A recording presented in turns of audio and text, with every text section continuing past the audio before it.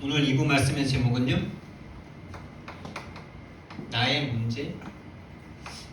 여러분, 우리가 세상 사람들에게 복음을 주고 싶고 답을 주고 싶잖아요. 근데 세상 사람들을 알아야 되는 게 아니고 나를 보면 세상이 보입니다. 여러분 한 사람이 인류예요. 여러분 한 사람이 여러분 가문이에요. 여러분 한 사람이 이 시대입니다. 이 지역입니다. 나의 문제는 세상의 문제입니다. 이게 보이는 사람은 복음 전할 수 있습니다. 진짜로 나의 문제가 보이는 사람은 나의 답을 찾을 수 있겠죠. 그래서 우리는요, 다른 사람을 보기 시작하면요, 답답합니다. 내가 안 보이고 다른 사람의 문제만 자꾸 보이면요, 우리는요, 힘이 듭니다. 안 될 것 같고 짜증나고 답답하고. 그런데 그게 내 문제랑 똑같은 문제라고 생각하면요, 쉬워져요. 그 은혜가 임하길 바랍니다.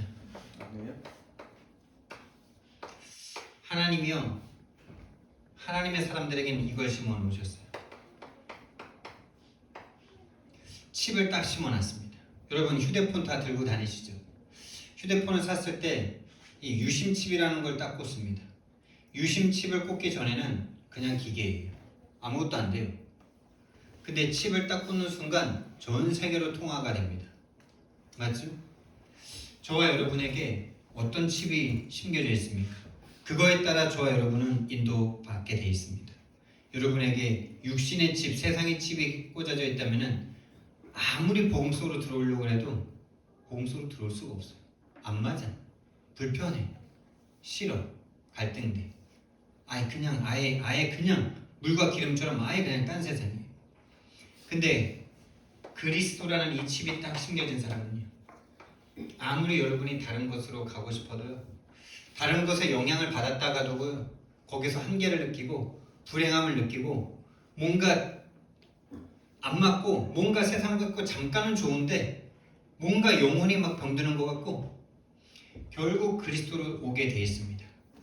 할렐루야. 아멘. 그래서 제가 초등학교 6학년 때 예수님 만나고 막 한 1년 정도 막 뜨거워서 막 복음 전하고 막 이러다가 원주라는 곳에 나와서 세상 문화에 확 충격받으면서 막 휘청휘청 되다가 아유 이제 뭐 이중 삼중 생활 하니까 고등학교 때 가서는 진짜 나 자신을 지키기 위해서 일부러 싸운 거로서 막 나 자신의 이 육신의 안위를 지키고, 교회에서는 믿음 좋은 사람으로, 집에서는 착한 아들로 삼중 생활, 이중 생활 막 이중 삼중 생활 하면서. 그런데요, 이 칩이 내가 심은 게 아니라 하나님이 심어 놓으셨기 때문에 어느 날 이 그리스도의 칩이 작용을 하는 시간표가 오더라고요. 전 대학교 들어갔을 때 대학교 가서 세상 문화 좀 마음껏 즐겨보자 이런 마음으로 갔거든요. 그리고 신앙생활은 어차피 이중생활, 삼중생활인데 고등학교는 어머니, 아버지 밑에서 이렇게 뭐 왔다 갔다 하니까 숨길 수가 없잖아요.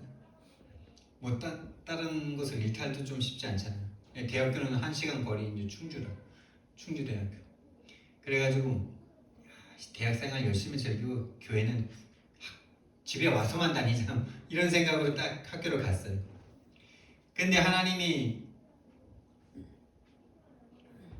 그리스도의 칩이 있는 사람은 반드시 하나님이 인도하시는데요. 어떻게 인도하시냐? 만남으로 반드시 인도하세요. 기숙사에 들어갔는데 기숙사 같이 사는 형님이 내가 이제 성경책 읽고 뭐 이렇게 좀 기도하는 걸 보더니만 네 크리스천 선배 한번 소개시켜줄까? 이러더라고요. 나랑 비슷한 수준일 줄 알았지. 나랑 비슷한 수준으로 뭐 이중 삼중 하고 뭐 세상 문화 즐길 수 있는 그런 사람인 줄 알았지. 그래서 뭐 이제 학교 생활에도 도움이 될 것 같으니까 소개해달라 그랬죠. 근데 만나봤는데 완전히 CCC맨이니까 CCC맨 순장님. 그것도 아주 진짜 열심히이신 순장님. 여기 지금 시흥에 계신 광명에 계신 스님 딱 만났는데요. 그분을 통해서 전도 현장이라는 걸 난생 처음 가봤네요. 와, 그 현장을 통해서 제가 다 깨지는데요. 360일로 막 달릴 수밖에 없었던 그 이중상중 생활하던 그 사단에게 탁 속았던 내가 탁 깨지는데요. 마치 고여 있어서 썩은 이 저수지 같은 이 썩은 물이 물고가 탁 터져가지고 확 열려지는 이런 은혜가 오더라고요. 여러분 안에 그리스도의 생명의 칩이 있습니까? 영생이 하나님의 생명이신 영생이 여러분 안에 있습니까? 여러분이 아무리 세상으로 가려고 해도 반드시 여러분을 이쪽으로 인도하십니다. 그리스도와 세계복음 말씀으로 복음과 세계복음화로 하나님이 반드시 인도하십니다. 이게 진짜 신겨진 사람은요, 그 방황하는 그 시간들이 오히려 다른 사람 살릴 수 있는, 다른 사람 이해할 수 있는 그 언약의 여정의 시간이 되는 거예요. 여러분이 지금 권사고 집 사고 뭐 사모고 그러는데 뭔가 힘드십니까? 뭔가 내 문제 안 되는 것 때문에 지금 괴로우십니까? 그 괴로움이 다른 사람을 이해하고 다른 사람을 살릴 수 있는 최고의 시간이 됩니다. 여러분, 그래서 막 승승장구한 사람보다도 어려움을 이겨내고 고난과 역경을 이겨낸 사람들이 다른 사람을 위로하지 않습니까? 여러분, 지금 이번에 뭐 많은 경연 프로그램들이 있지만은 최근에 시작됐던 국민가수라는 거에 1등한 그 국민 박창근 씨도 그렇고, 또 싱어게인 2가 됐는데 그 싱어게인 2에서 우승한 사람도 그렇고요. 어려움과 아픔을 이겨낸 사람들이에요. 그리고 임재범 씨 아시죠? 요즘 임재범 씨의 고해를 제가 좋아하거든요. 그 고해가 꼭 내 심경을 토로하는 것 같더라고요. 어디에 있나 이러면서. 사랑할 사람이 어디에 있느냐가 아니고 예비된 자 어디 있습니까? 이런 마음으로 제가 그 노래를 듣는데 어떻게 합니까 주님 나 이러면서. 그 임재범 씨한테 팬이 물었어요. 당신의 음악의 영감은 어디서 옵니까? 그러니까 이 임재범 씨가 그 TV 프로그램에서 진짜 명언을 말하더라고요. 영감의 원천은 고통이다 이러더라고요. 난 뭔가 다른 거 나올 줄 알았어. 여행이다. 뭐 어떤 뭐 어디 뭐 산에 가서 뭐 이렇게 뭐 한다 이럴 줄 알았어요. 근데 음악적 영감의 근원은 고통이다 이러더라고요. 이해되십니까? 여러분이 지금 고통이십니까? 여러분이 다른 사람을 이해하고 다른 사람의 가슴과 다른 사람의 영혼을 감동을 줄 수 있는 그 시간을 하나님께서 가게 하시는 것인 줄 믿으시기 바랍니다. 그리스도의 칩이 있다면 그렇단 말이에요. 그리스도의 칩이 있는 사람은 정확한 그리스도가 선포되는 거기에 딱 반응하게 되어 있어요. 진짜입니다. 제가 최 목사님 딱 메시지를 딱 들었을 때 완전 거기에 딱 반응이 됐는데요. 이 칩이 발동을 한 거죠. 다 포기하고 싶었는데 거기에 대한 진정한 감사, 그거에 대한 진정한 감사라기보다 구원에 대한 이 그리스도의 칩을 하나님이 심어준 이것에 대한 여러분 감사가 있습니까? 이것에 대해서 자가진단해 보셔야 돼요. 진정한 감격 있으십니까? 이거 자가진단해 보시기 바랍니다. 양성입니까? 음성입니까? 여기엔 양성 나오셔야 돼요. 코로나에서는 음성 나오시는 게 좋은데 여기는 양성 나오셔야 돼요. 여기에 계속 음성이다. 빨리 치료받으셔야 돼요. 그래서요, 진짜 이게 있는 사람은 이게 있죠.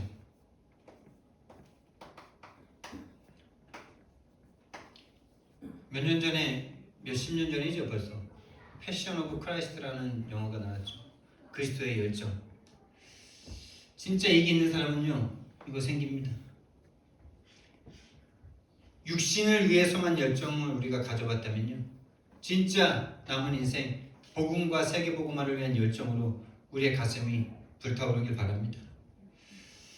정말 너무나 심장이 차가워진 이것이 문제입니다. 여러분, 우리 육신적인 이 질병도요, 피가 차가워지면은, 체온이 차가워지면은 암도 오고 다 온다 하더라고요. 근데요, 영적인 상태도요, 우리의 심장이 우리의 피가 그리스도로 말미암아 뜨겁지 못하다면 이미 영적으로 문제가 온 거예요. 저와 여러분의 심장이, 저와 여러분의 피가 그리스도의 복음으로 뜨거워지고 뛰기를 예수님 이름으로 축원드립니다. 진짜 이 패션이, 이 열정이, 그리스도에 대한 열정, 복음과 세계 복음에 대한 열정이 있는 사람은 이 속으로 인도됩니다.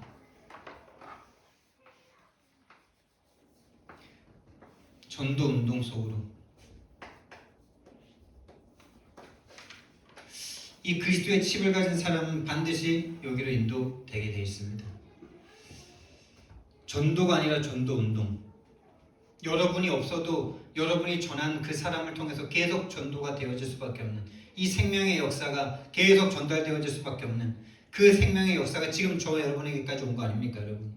2000년 전에 사도 바울을 통해서 진행되었던 그 열정과 그 성경적 전도 운동이 지금 저와 여러분에게 올 수밖에 없었던 이유가 무엇입니까? 누가 억지로 해서 여기까지 왔겠습니까? 하나님이 그리스도의 칩을 심은 그 한 사람, 그 한 사람과 또 다른 그 한 사람을 통해서 지금 저와 여러분에게까지 온 줄 믿습니다. 진짜 그리스도의 칩이 있습니까? 그렇다면 그리스도라는 말을 들을 때 가슴이, 심장이 뭔가 미동이 있을 겁니다.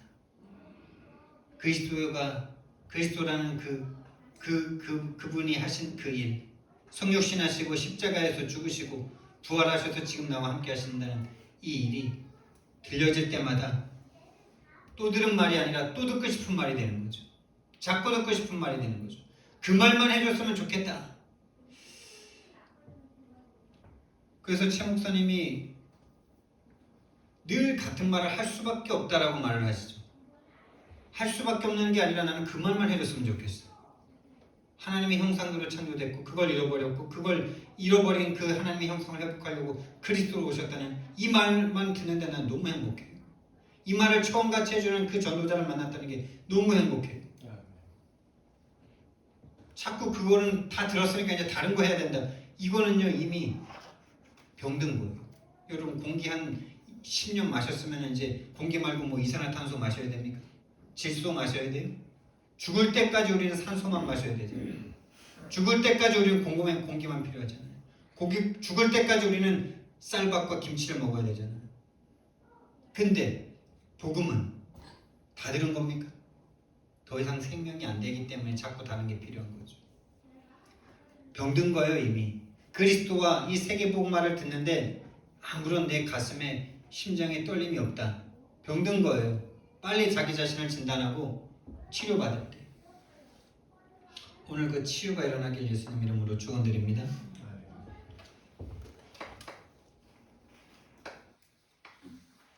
오늘 진짜 중요한 말씀입니다. 나의 문제가 세상의 문제로 보여진다면 전도는 어려운 게 아니에요. 근데 자꾸 다양한 문제를 생각이 돼.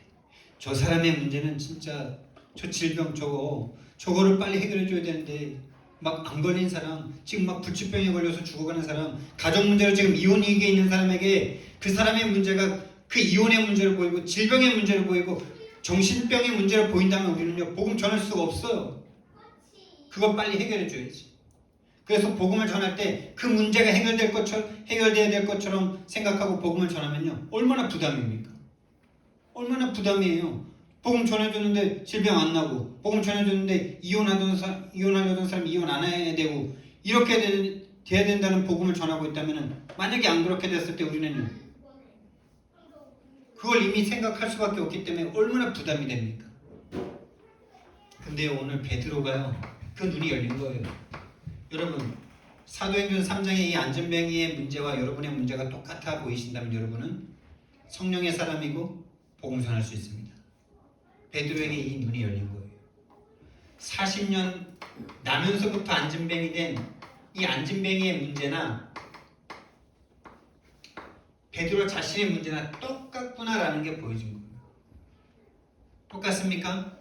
진짜 똑같아요? 40년 동안 한 번도 나면서부터 안전뱅이 된 그 안전뱅이의 문제가 베드로 자신 서서 걸어다니고 먹을 것 마음대로 막 할 수 있는 이 베드로의 문제와 똑같아 보이십니까?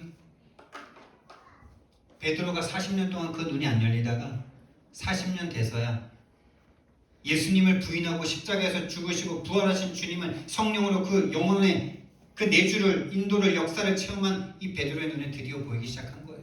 아, 안진뱅이에게도 그리스도가 필요하고 나에게도 그리스도가 필요하고 그리스도가 필요하다는 것 이전에 내 문제가, 다시 말하면 그리스도가 해결하려고 하신 그 문제가 육신의 문제, 이 나라의 문제, 질병의 문제, 경제의 문제가 아니라 근본 영적 문제라는 구나라는 게 보여지는 순간 안진뱅이에 필요한 게 복음으로 보인 거죠. 저와 여러분에게 그 눈이 열린다면, 그 눈이 열린 사람이 한 사람만 이 교회에 있다면 교회 부흥 2, 3, 7, 5천 정도까지 갑니다. 그래서 진짜 이 문제가 이 눈이 열려야 됩니다. 나의 문제가 세상의 문제다. 세상의 문제를 쳐다볼 때요, 우린 답이 없어요. 3611의 기준에 다른 사람이 조금 뭔가 문제가 심각하게 와 있으면요, 빨리 그걸 해결해주고 싶은 동정심과 배려와 막 이런 것들이 올라와요. 그게 이미 틀린 거예요. 불쌍하다고 생각하는 그게 이미 틀린 거예요. 하나님을 떠나 죄와 사단에게 빠진 인간 다 똑같습니다.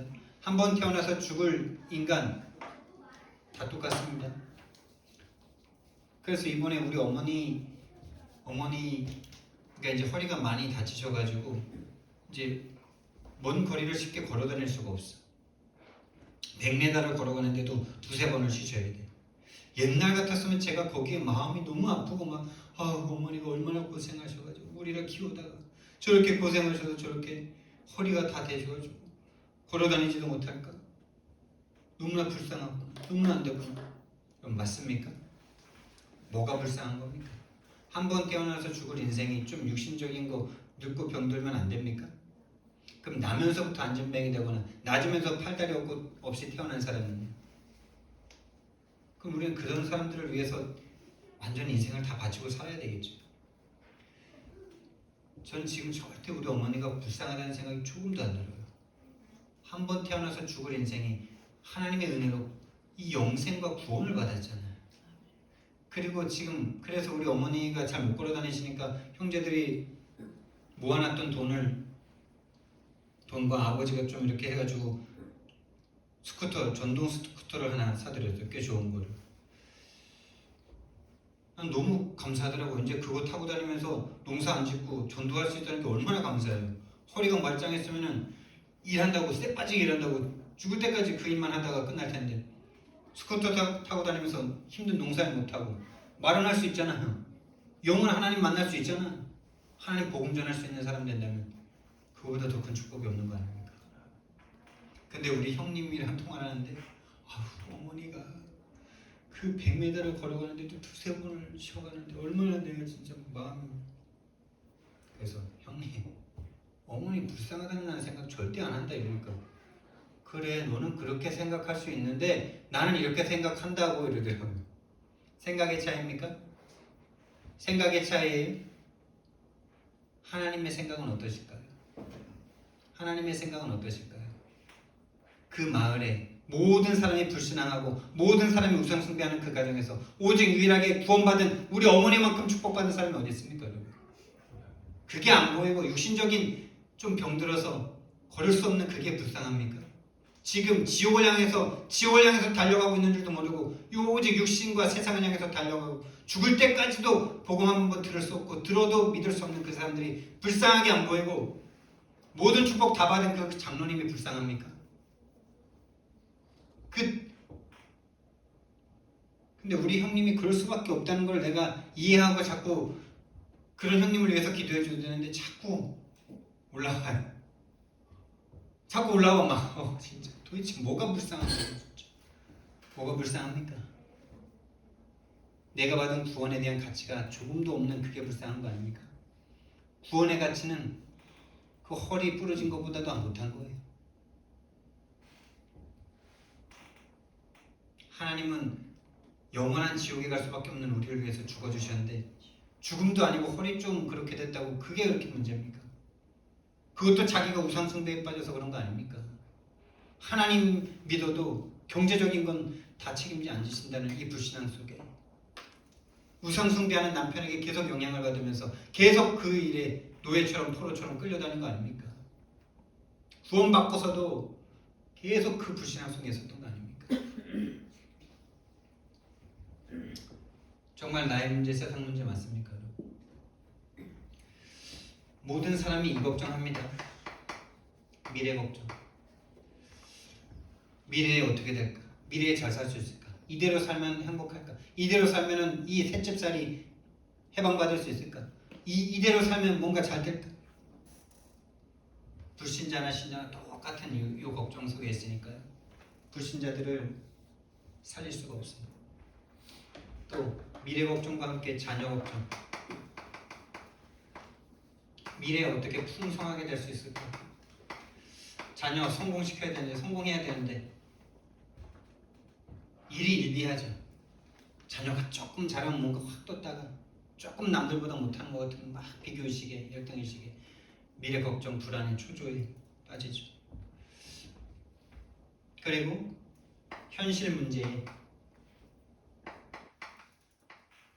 미래 걱정도 무거운데 현실과 지금 삶에 또 육신적인 문제에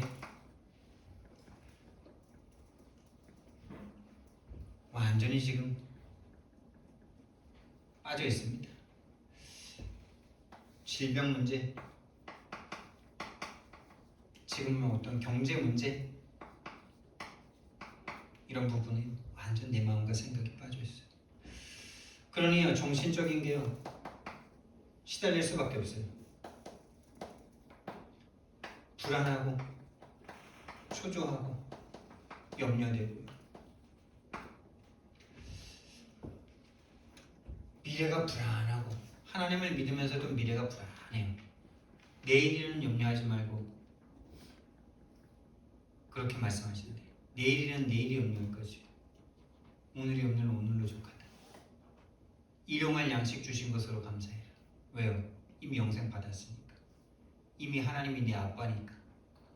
여러분, 다음 끼니를 누가 걱정해? 여러분의 자녀가 있는데 오늘 막 점심을 먹으면서 오늘 저녁 뭐 먹어요 아빠? 엄마 오늘 저녁 뭐 해주실 거예요? 뭐 먹는 거 아니에요? 막 이러고 있으면은 무슨 문제예요? 정신병이죠. 하나님의 자녀인데 내 미래에 어떻게 될까? 이대로 살다 망하는 거 아니에요? 교회 헌금하다가 망하는 거 아니에요? 이러고 있다면요, 하나님이 볼 때요, 정신 문제죠. 하나님을 아버지라고 부르는데 아버지라고 한 번도 여겨본 적이 없어.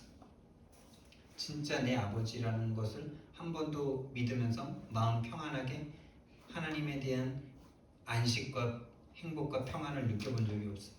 이번 주에 그거 느껴보시기를 예수님 이름으로 축원드립니다. 하나님이 내 아빠라는, 안 믿어진다면 그 안 믿어지는 걸 솔직하게 아버지에게 고백하시면 돼요. 아버지, 평생 무태신앙으로 교회를 다녔는데 하나님이 내 아빠기 때문에 모든 걱정이 눈 녹듯이 사라지고 하늘에서 주시는 그 평안, 세상에 주는 것 같지 않은 하늘의 평안을 내가 한 번도 맛본 적이 없어요. 나에게 그 평안을 맛보게 해주세요. 기도하시기 바랍니다. 정신 문제에서 해방받으시기 바랍니다. 왜 그러냐? 그러니까 어떻게 될 수밖에 없냐? 계속 내가 눈에 보이는 하나님이 아닌 다른 거에 내 마음과 생각을 싹 빼앗길 수밖에 없어요. 내 마음과 생각이 다른 것에 집착할 수밖에 없어요. 눈에 보이는 자식에게, 눈에 보이는 돈에, 눈에 보이는 능력에, 눈에 보이는 어떤 현실에 집착할 수밖에 없고, 집착하는데 그 집착하는 대상이 완전하지가 않으니까 막 흔들흔들해. 그러니까 분열이 와요.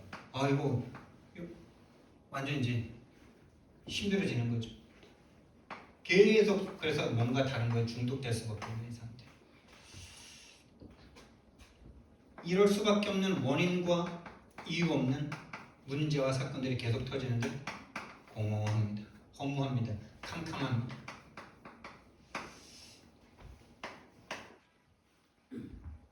이게요, 나만 그러는 줄 알았는데 모든 사람이 이러고 있네. 이걸 문화화시켰어요. 이런 문제 없어야 성공하고 이런 문제 없어야 행복한 거고 이런 거 잘 대비할 수 있는 것이 인생이고 이런 거 대비한다고 네 인생 다 쓰는 게 맞는 거야 라고 세상 문화를 딱 만들어버렸어요. 경제적인 거 안정돼야 돼. 늙어 죽을 때까지 펑펑 쓸 수 있는 돈을 마련해 놔야 행복한 거야. 그게 성공이야. 그렇지 않으면 너는 힘들어. 그걸요 세상 문화화 시켰어요. 그걸 세상 풍습이라고 그러죠.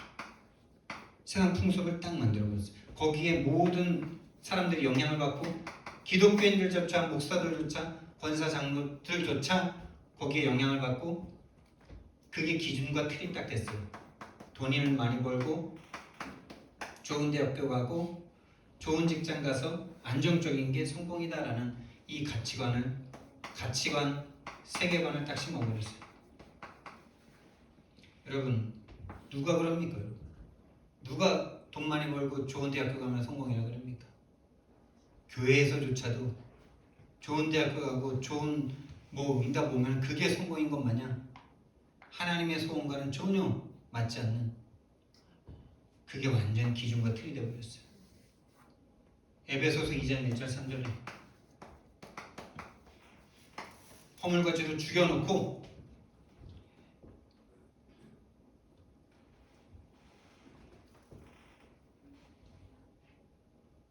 허물과지로 죽여놨어요. 다시 말하면 영적인 죽음을 딱 가져왔어요. 영을 죽여놓고 다시 말하면 인간의 영을 딱 장악한 거죠.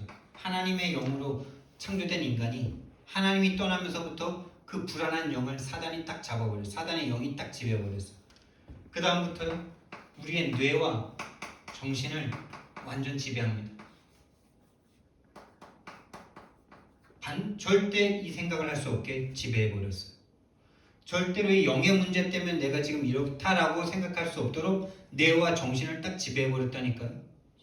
그래서 하나님 떠나서 이렇다라고 생각할 수 없게 됐어요. 창세기 3장 10절에 방금 전에 하나님 떠나서 불순종해서 하나님 떠난 아담이 그렇잖아요. 근데 하나님을 만난 적이 없는 6천년 그 불신앙의 역사를 가진 우리가 그걸 생각할 수 있다고요? 생각할 수 없죠. 뇌와 정신을 딱 잡아버렸다니까요. 반대로 뇌와 이 뇌 속에다가 뭘 심어놨냐면요. 여러분 마약을 먹으면 이 뇌를 치죠. 마약의 그 환각의 그 물질이 뇌를 딱 때리면서 세상 근심 싹 잊어버리고 뭔가 망각 환청 환상에 딱 사로잡혀서 그 마약의 성분이 유지되는 시간만큼은 행복하잖아요. 행복하죠. 그 느낌을 뇌가 지울 수가 없답니다.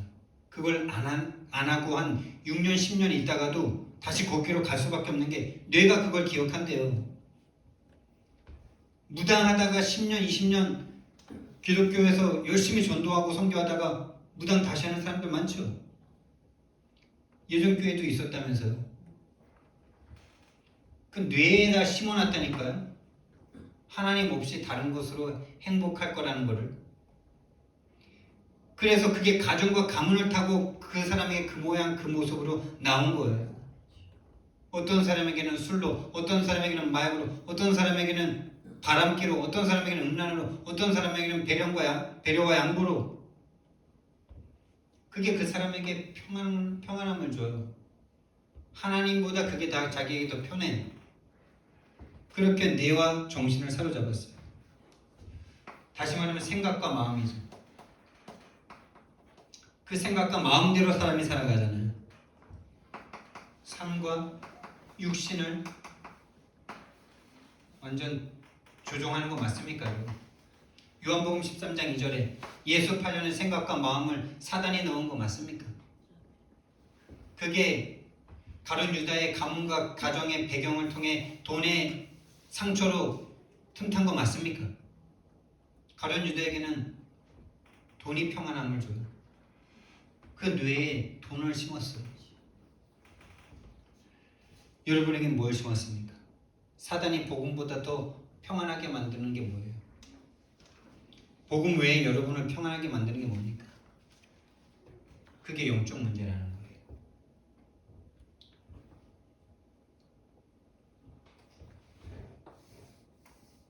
이걸 딱 심었는데요. 여기에서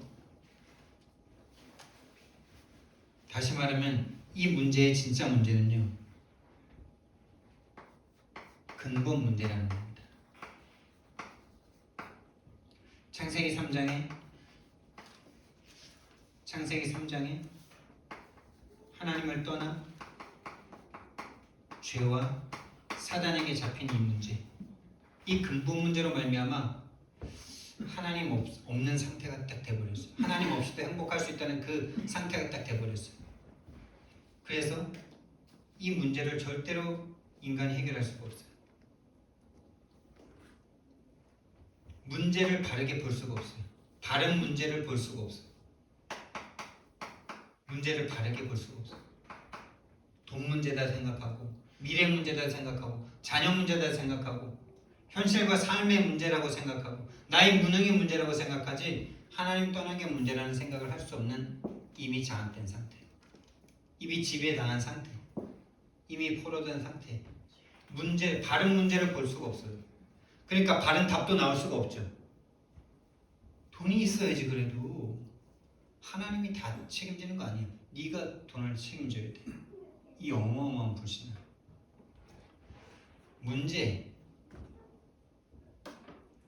문제를 바르게 볼 수 없는 근본 불신앙의 상태.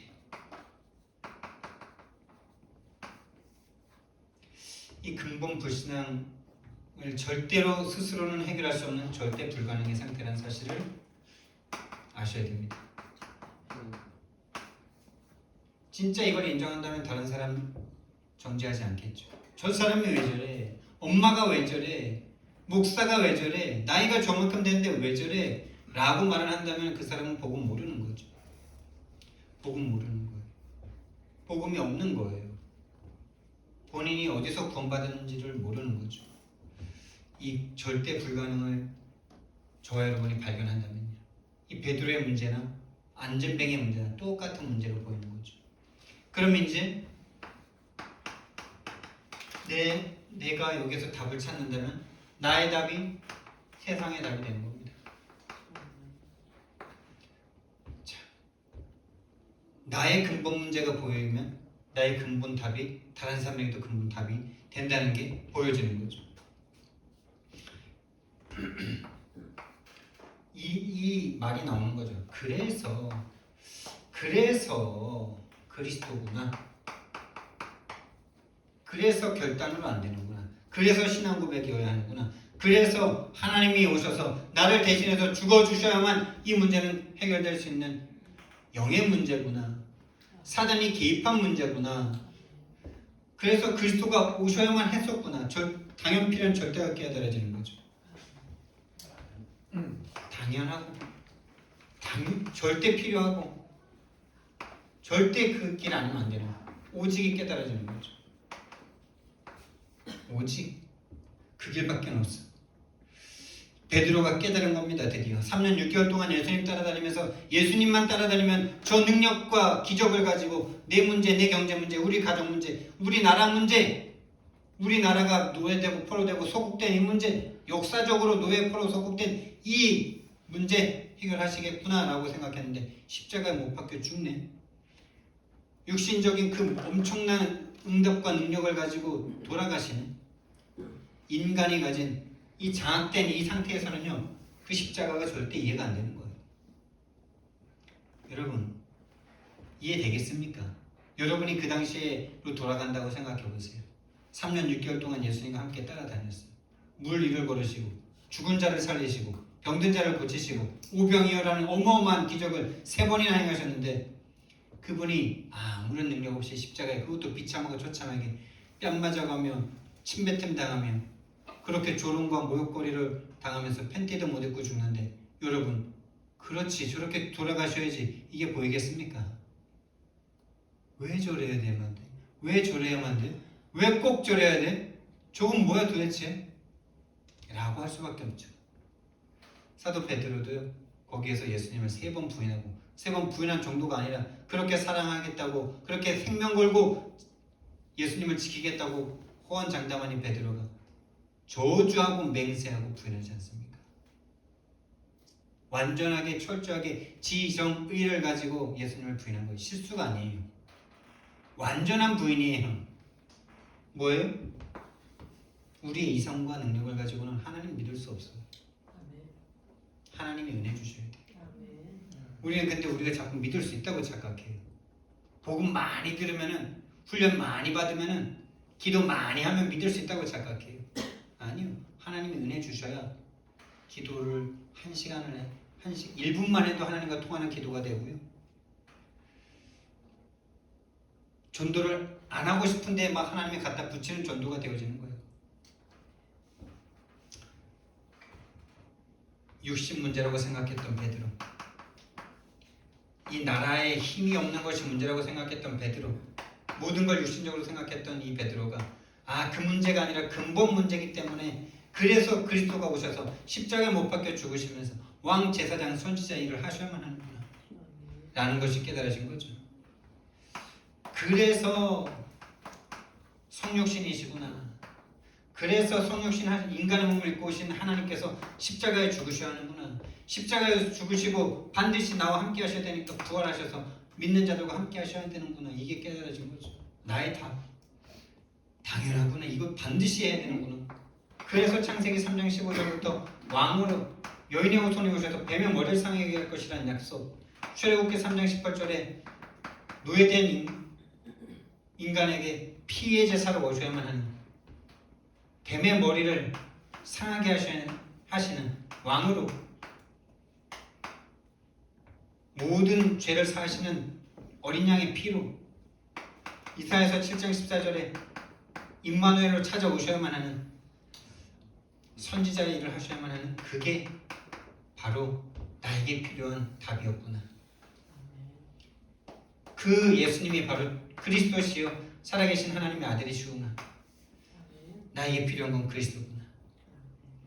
육신 문제 해결할 그 능력자가 아니라 근본 문제에 빠져있는 나를 완전히 해결하시고 하나님과 함께할 수 없었던 나에게 하나님의 영인 성령으로 오셔서 24시간 내 안에 내주하시고 인도하시고 역사하셔야만 하는 그런 나였구나. 1분만 함께 되는 거 아니고 10분만 함께 되는 거 아니고, 이런 물고기가 물 안에 몇 시간 함께 있어야 됩니까? 한 5시간 함께 하면 많이 한 겁니까? 나무가 땅에 뿌리를 몇 시간 받고 있으면 되는 겁니까? 어린 아기는 엄마랑 몇 시간 함께 있어야 됩니까? 24시간이죠. 여러분과 제가 24시간 하나님과 함께 할 때 여러분의 문제가 해결되기 시작할 겁니다. 아직까지 예수님과 1시간 함께하는 게 힘들다. 여러분 문제에 되게 시달리고 계실 거예요. 똑같은 주기적 반복적 문제로 말미암아 마음과 생각이 늘 엎치락뒤치락, 하늘과 땅을 왔다 갔다 업다운 계속 반복되실 거예요. 하나님이 24시간, 예수님이 24시간 함께해야만 나이다. 나의 문제가 보여지길 예수님 이름으로 축원드립니다. 이 구원의 흐름 속으로 우리가 들어가요. 유 목사님 어제 말씀하셨죠. 응답이 중요한 게 아니라 응답의 흐름 속에 있는 것이 중요하다. 이 흐름이 뭐라고 생각하십니까? 우리는 지금 흐름 타고 있는 겁니까? 흐름 타고 있는 겁니까? 우리가 지금 유 목사님, 조 목사님, 최 목사님 이 구원의 이 복음의 흐름 속에 들어온 거 맞습니까? 저는 어제 생각해봤는데 아직 흐름 속으로 못 들어왔다 이 생각, 이 진단이 딱 나오더라고요. 이 흐름 속으로 들어왔다는 증거는요, 생명의 역사가 일어나고 있는 중입니다. 우리는 어느 상태냐 그러면 흐름의 물줄기는 봤어. 근데 아직 흐름 속으로 들어오지 못했어. 흐름 물가에서 지금 들어오고 싶어서 지금 이렇게 흐름 물가에서 지금 이렇게 하고 있는 중이에요. 들어올 수 없는 많은 종교적인 것들이, 많은 복음 아닌 것들이 지금 치유되는 시간이라. 여러분 흐름 속으로 들어오면요 막을 자가 없습니다. 그 흐름이 지나가는데요, 홍해가 있다, 홍해 갈라집니다. 그 흐름이 지나가는데 사막이 있다, 사막이 강이 납니다. 할렐루야. 근데 우리가 그 흐름을 보고, 그 흐름을 보고 있다는 것 자체가 얼마나 큰 축복이겠는지. 근데 아직 흐름 속으로는 들어가진 않았다라는 생각이, 그게 우리에게 올바른 진단이죠. 저와 여러분의 마음과 생각이 여기에 올인하면 되겠다라는 이 결론이 안 났다면 조금 더 바깥에 있는 거고, 다시 말하면 하나님의 구원의 흐름이 여러분 타고 계십니까? 말씀의 흐름 타고 계십니까?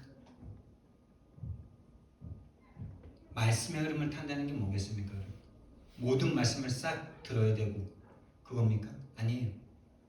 여건과 상황 때문에 들을 수 없다 하더라도 한 강의만 딱 들어도 지금 그 말씀과 내가 딱 맞아지는 게 그 사람의 흐름을 타고 있는 중이에요. 근데 수십 강의를 한 주에 듣는데 그 메시지와 나와 상관이 없어. 그 사람은 흐름 속으로 들어오지 못한 거예요. 멀리 있는 것 같아. 그 말씀이 나와 멀어. 아직 내가 그 말씀으로 가려면 한참 걸릴 것 같아. 그 사람은 멀리 계신 거예요. 근데 여건과 상황 때문에 시간이 없어서 못 듣다가도 이 마음의 간절함을 가지고 그 말씀을 들어야 되는데 하는 그 사람. 그러다가 딱 한 강의를 딱 들었는데 자기 자신에게 완전 너무나 답이 되고 너무나 은혜가 되고 그 사람은 흐름을 타고 있는 중이죠. 시간이 많아서 모든 메시지를 다 듣는 그 사람의 흐름을 타는 게 아니고요. 마음과 생각과 우리의 영혼이 한 강의만 들어도 그 메시지랑 나랑 너무 맞아지는 거예요. 그 사람이 말씀의 흐름을 타는 거예요. 다시 말하면 구원의 응답과 구원의 축복과 구원의 응답 속에 있는 거죠. 다시 말하면 어딜 가든지 메시지를 듣든지 못 듣든지 혼자 있든지 같이 있든지 유일한 문제가 보여지는 사람이죠. 그래서 유일한 답이 보여지는 거예요. 유일한 답을 누리는 사람입니다. 다시 말하면 구원 속에 내가 있는 거죠. 하나님의 구원 속에 내가 있는 거예요. 다시 말하면 위드 임마누엘 원네스 속에 있는 거예요. 함께 속에 있는 거예요. 함께. 하나님과 함께 있는 중에 함께 생각하고 함께 하나님의 생각을 함께 공유하고 하나님과 교제할 수 있고 기도 속에 있다는 거죠. 참된 기도 속에. 참기도. 내가 원하는 걸 막 달라는 그런 종교의 기도가 아닌 하나님의 생각과 나의 생각이 맞아지는 그 함께 속에 있는 그 사람은 흐름을 타는 거예요. 그래서 개인이 구원을 누리고 만남을 통해서 만나는 사람에게 구원이 전달되고 가정이 이 구원의 축복 속에 올인될 수 있고 업을 통해 이 구원의 축복이 구원의 문이 열리고 그래서 지역에 있는 사람들에게까지 이 흐름이 전달된다면 그 사람은 흐름을 타는 거죠. 이 흐름을 타는 한 사람이면 됩니다. 많은 사람이 필요한 것이 아니고 이 한 사람이 필요해요.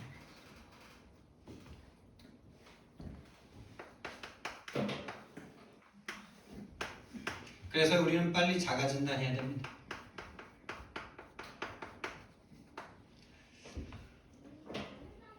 구원과 생명 여러분 안에 있습니까? 구원 받으셨습니까? 라고 말할 때 네 라고 대답하시는데 구원의 내용이 뭡니까? 그럼 구원의 내용이 뭡니까? 구원이 뭡니까? 구원의 내용이 여러분 삶 가운데 누려지고 있습니까? 그렇게 말했을 때 많은 사람들이 답을 못하더라고요. 교회를 수십 년 다녀도 구원이 뭔데요? 라고 물으면 죽어서 천국 가는 거야. 그런 구원은 없습니다. 여러분. 죽어서 천국 갈 것 같으면 빨리 죽어야죠. 우리는 빨리 죽는 게 나은 거 아니에요? 이 땅에서 구원이 없다면 빨리 죽어야죠. 그게 행복이죠. 자가진단하셔야 돼요. 구원과 생명이 여러분 안에 있습니까? 있다면 그 내용이 뭡니까?